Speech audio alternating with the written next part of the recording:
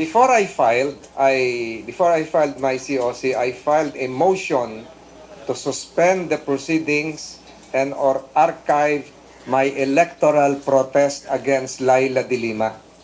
Ito po yon. Kasi kung maaalala nyo, during the last elections, I was number 13. De Lima was number 12. But I still maintain that I won that elections. Kung makikita nyo yung hearings ni na Senator Soto sa Senate, mayroong mga early transmission of votes. Familiar kayo doon. So ang bilang ng mga abogado ko, more or less mga 2 million yung nawawala sa akin. And we have proof in terms of the audit log, we have proof in terms of other documents and witnesses na nagkaroon ng konting dayaan. Nagkaroon ng dayaan noong 2016 insofar as the 2016 senatorial race is concerned. Kaya nag-file ako ng electoral protest noon kay De Lima, ongoing pa ho yung hearing hanggang ngayon. But before I filed my certificate of candidacy, it took me a long process to decipher or decide whether I will file because it might affect the electoral protest which is still pending before the Senate Electoral Tribunal. So, ang final namin, motion to suspend the proceedings and archive the protest without necessarily admitting that De Lima won during the 2016 elections. Nandito po lahat yun. I hope I can give you a copy. Siguro, kanino ko bibigay? Can we Xerox this para baka wala na rin akong kopya. So, yun po yung nangyari. Kaya nagtagal ako mag-file ng COC although I'm one of the administration candidates. Sir Maricel Halili po from TV5. Sir, what does it mean? As in-archive lang po yung case but not necessarily mean na winidraw? No. Ang ibig ko sabihin dito, the Senate Electoral Tribunal is not being asked to resolve the case on the merits nor decide the case on mere technicality because of my filing of this certificate of candidacy. There was one incident before, nandyan sa pleading ko, that De Lima filed a motion before the Senate Electoral Tribunal asking that the case be dismissed because I accepted the position as Secretary of Political Affairs of President Duterte. It was denied by the Senate Electoral Tribunal citing the Miriam Defensor Santiago case. So ito ngayon, what I'm asking is that shelve the case temporarily. Do not affirm the proclamation of De Lima because we have not yet finished the recount. We have not yet gone over all the ballots that need to be recounted. Alam nyo naman yung nangyari. I'll cite one example. Yung shade natin is oval. May picture yon which should be a mirror image of what was shaded during the elections. Lumabas doon sa picture image, the digital photocopy is square. And I think Bongbong Marcos will be able to utilize the evidence, boxes of evidence that I have. Siguro dalawang elf po yung ebidensyang nakatago din doon sa akin. So sir, kapag nanalo po kayo sa pagka-senador ngayong 2019, ano po yung mangyayari doon sa kaso? Let them decide. Let them decide. Hindi na siguro. Let the electoral proceed. Nire-respeto ko po yung proceedings eh. I'd like to thank the Senate Electoral Tribunal headed by Justice Carpio for receiving all the evidence presented, documentary and testimonial. Kaya lang po talagang hindi kayang tapusin. Inabot na po nitong 2019 elections nung deadline ng filing. So, yung bumoto po sa akin 13 million, hindi ko naman po sila inabandona. Yung bumoto po sa akin nung last elections, pinagpapatuloy ko pa ho rin yung laban. Ito na po ngayon ang magdidesisyon, taong bayan uli, ngayong 2019. Sir, Dennis Amito from Bombo Radio. Anong status na po nun bago po kayo nag-submit para sa suspension ng proceedings? Ongoing po yung recount. Ongoing. Tahimik lang po yan eh. Medyo mas mataas yung media publicity nung kay Bongbong. Pero nauna po ako eh. Nauna po ako doon eh. So, ongoing po yun. Ngayon, ang ginagawa when I stopped was the printing of the audit logs. You can ask the Senate Electoral Tribunal kasi nagkaroon kami ng gag order na walang magsasalita. So, hindi talaga nagsasalita. Kaya naging tahimik yung kaso. Siguro nagtataka yung kaibigan natin sa Bombo kung ano na yung status. But if you will be given a copy of what I just filed, siguro maririminis ninyo kung ano yung legal status at yung mga pinagdaanan nitong kasong to.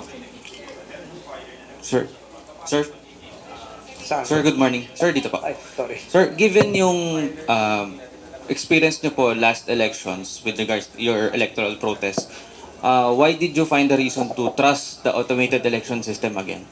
Taong bayan na siguro. Taong bayan. Remember last elections.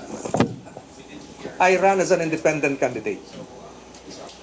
I ran as an independent candidate last elections. Nag-team up kami ni Presidente Duterte, Mayor Duterte, siguro last part. I was not administration candidate. Independent po ako, nag-team up kami ni Mayor Digong, siguro mga January na yon kasi nag-substitute pa siya, Mayor yung unang tinakbo niya. Ang hirap po nun. Ang hirap po nun. So, do you trust the automated system? Ang pinupurso ko talaga, ina-advocate ko is for a hybrid system of elections. Yung sinasabi ni Senator Soto. Sa baba, mag-shade tayo, bilangin manually. Transmission, automated tayo. And I think that issue is still pending with the JCOC. There is a JCOC a committee in the Senate headed by Senator Gordon, I think, and Senator Soto and Senator Pimentel. They are in agreement that the hybrid election should be pursued for purposes of transparency. Sir, follow up. Sir, i-rephrase ko ng konti. Can you still trust the automated I election trust the system? Filipino electorate. I trust the Filipino voter. Sir, good morning. Here, sir. Yes. Joe Vicky po sa Inquirer. I-clarify ko lang, sir, yung... About this, pag nabigyan kayo ng kopya, you'll be clarified. Ay, No offense. hindi kasi, sir. Iba?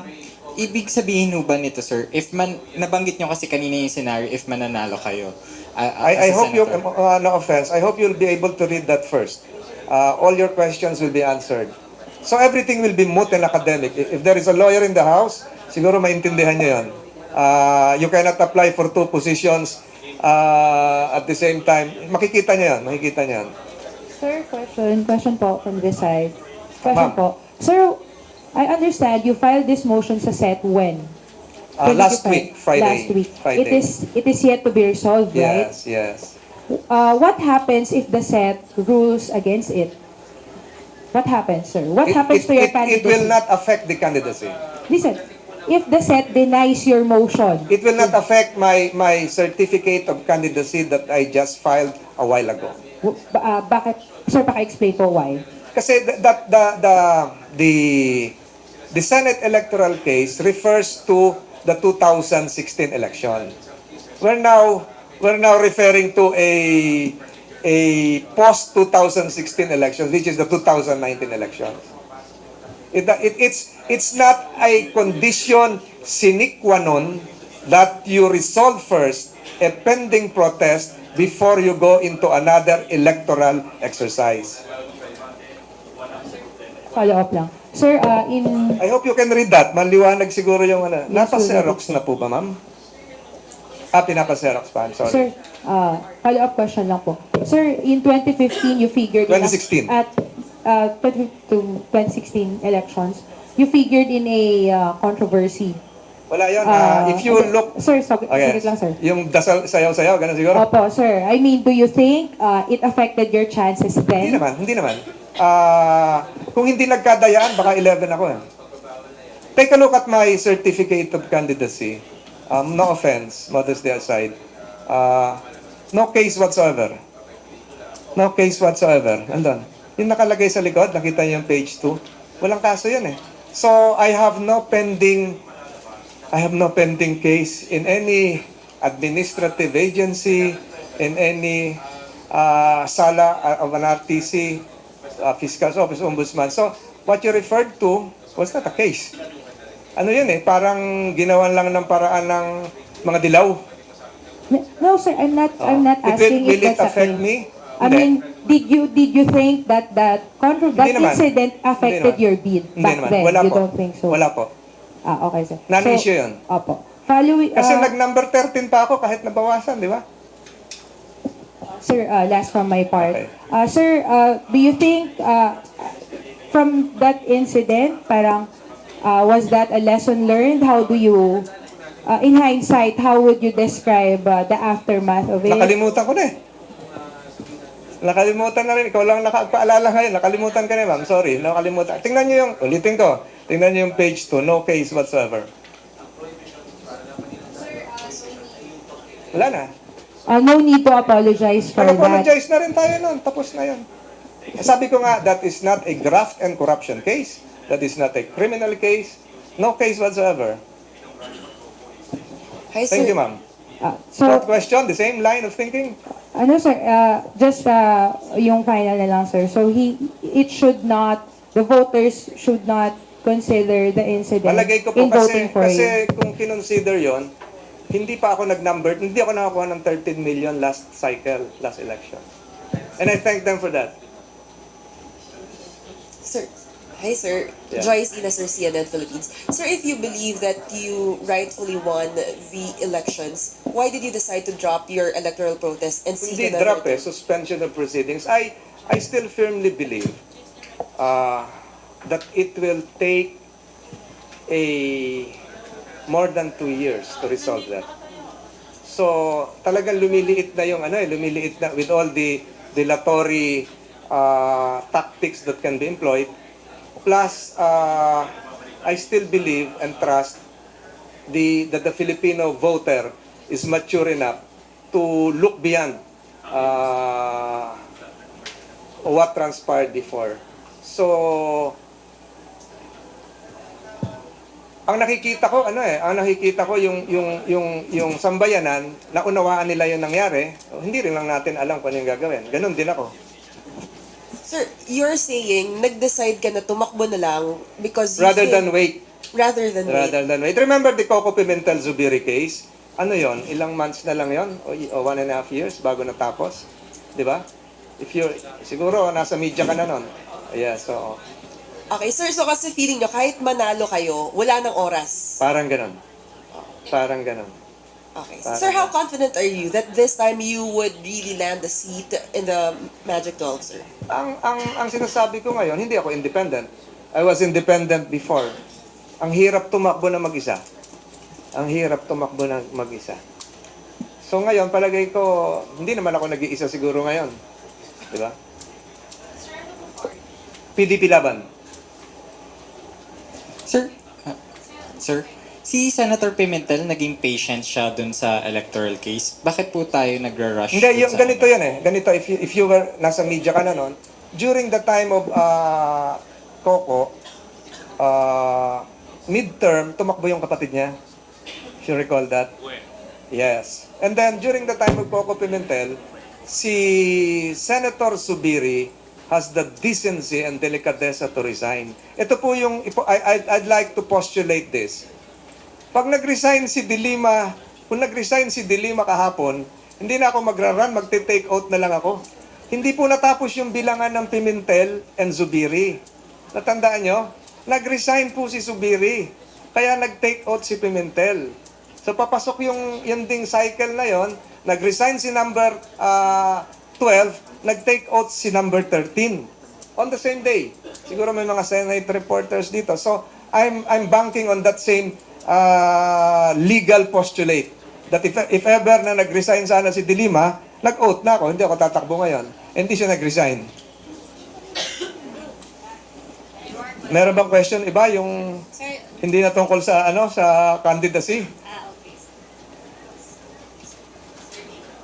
So good morning po, Greg Rigora from IBC 13. Sir, should you win these elections and Senator De Lima is still a senator, how will you deal with the thought of your names being under the one chamber, which is the Senate? How would you deal with the thought of you and Senator De Lima being on the same chamber? And then, nakakulong pa siya, di ba? I don't know how she will deal with the various drug-related cases that she will have to deal with. So wala namang problema yan. Siguro, Ganun talaga yun eh. The upper chamber should have 24 senators. And I think it will be a composition of lively and substantive debates. Debates kasi si Laila naman, abogado rin eh. 'Di ba? Abogado rin po ako eh. So I would rather dwell on the substance of the legislative meal.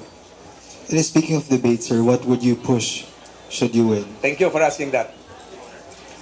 During the last several weeks, several days, several months, I've been exposed in various disaster-related activities. During the 2016 elections, I was the one who pushed for the creation of the Department of Disaster Management. Natatandaan niyo po yan. It's now about to be completed. Nakalusot na sa lower house, napapasok na sa Senate. So I would really push for the creation of that plus certain amendments. I was the one who proposed that the Bureau of Fire Protection be included. Now I'm proposing that the National Housing Authority be included. Kasi yung rehabilitation plus, siguro sir, yung tanong mo, hindi tayo sapat na maghanda lang pag merong baha, pag merong lindol. Kung naalala nyo pa yung shake drill, kung magkakaroon ng lindol sa Metro Manila, I was the one who prepared the earthquake contingency plan in case a 7.2 will happen here. Kung meron landslide, what I am advocating now is quick rehabilitation of disaster-affected areas because every disaster contributes to 40% growth in poverty. Plus, I am advocating now the concept of environmental justice. Ano po yun? Lahat po ng dumaan nating sakuna. Ilanda, nandun din ako. Yung Pablo, yung lindol sa Negros, La Libertad. Ito ngayon sa Itogon, sa Benguet. Ito ngayon sa Naga, Cebu. Marami pong namatay, marami pong na-orphan, marami naghirap, subalit wala pong nakukulong pa at nananagot. Wala pong nakukulong pa at nananagot. Sasabihin nila, acts of God yung bagyo, yung lindol. Pero, yung pagkakalbo po ng bundok, hindi naman po kagagawa ng langit yun. Tao po ang gumawa nun. Wala pa rin nananagot doon sa landslide sa Itogon, previous mining site. So, makikita natin, it is about time that we have an Environmental Justice Act that would put more teeth, probably as a special law or part of the revised penal code, on those who are, that would put more teeth on our environmental laws. And hail to court those who are liable for the loss of lives, properties, etc. Ito mga nagdaang bagyo natin, ito na yung nakaprecipitate ng inflation, nakadulot ng pagsira ng mga pag-ani natin sa Cagayan Valley, etc. etc. So, dapat siguro, meron ding tulong doon sa magsasaka, meron ding rehabilitation funds. So, we will open up an entire new legal system in terms of disaster preparedness, rehabilitation, and environmental justice. Plus, of course, as a former mayor of Tagaytay, nandun na rin yung urban planning, nandun yung concentration ko sa local government units, among others. Yung experience ko naman sa Metro Manila, kasama na rin siguro dyan yung urban blight, among others. Sir, habo lang. Kaya, ayun. Sir, dati kasama kayo ng Aquino administration, pero ngayon I resign. Ang tawag nyo sa kanila ay dilawan at kung I resign. ano-ano. I was never part of their senatorial candidate. I resigned a year before the elections. Records will show. Looking back, sir, how would you describe the leadership of President Aquino? Hindi ko masagot yan eh. Let the people decide. Ako, ginawa ko lang yung nakikita nyo naman ako. Alas 4 ng umaga, nasa kalye na ako. Kahit linggo, nakalublob tayo sa estero. Nakikita nyo naman po ako, nagbubuhat tayo ng patay doon sa Tacloban. May mga sentimento, sir, na parang ingrato daw kayo o wala kayong utang na loob sa kanila? Let them decide that, but I contributed my share. Yung sinabi ni Presidente, si Francis, trabahante ng gobyerno yan. Unappreciated, palagay ko, modesty aside, tama yon. I contributed my share kung saan kailangan, kung anong dapat gawin, kung hindi na kailangan. Gaya niyo mga media, Kung kailangan pumasok kayo ng madaling araw, linggo, ginagawa nyo yun. So, as a government worker, I did my fair share. At sobra-sobra pa siguro. Sobra-sobra pa. Ganun din yung ginagawa ko ngayon. So, let the people decide. Is there any more question? Since none, thank you so much, sir. Last question, sir. Sa inyo as Political Affairs Secretary. Ayokong pangunahan si Pangulo eh. Ayokong pangunahan. So, I might probably have some suggestions if I meet the President tonight.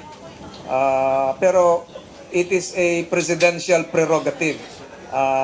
That decision is just reserved to the Chief Executive. So, alam na po siguro ng Pangulo kung sino yung kanyang pipiliin na kapalit sa akin. So, hayaan na lang po natin siya ang mag-announce. Maraming salamat, dagang salamat. Diyos ti Agnina Apo. Nakalimutan ko pala sabihin, isa pa, last. I am the only Bicolano candidate now. Although I was mayor of Cavite, I was born in Bicol. Look at my birth certificate. So, in terms of geographical representation, I'll be representing, just like my friend Bong, Cavite Region 4A and Bicolandia, Region 5. Salamat, salamat.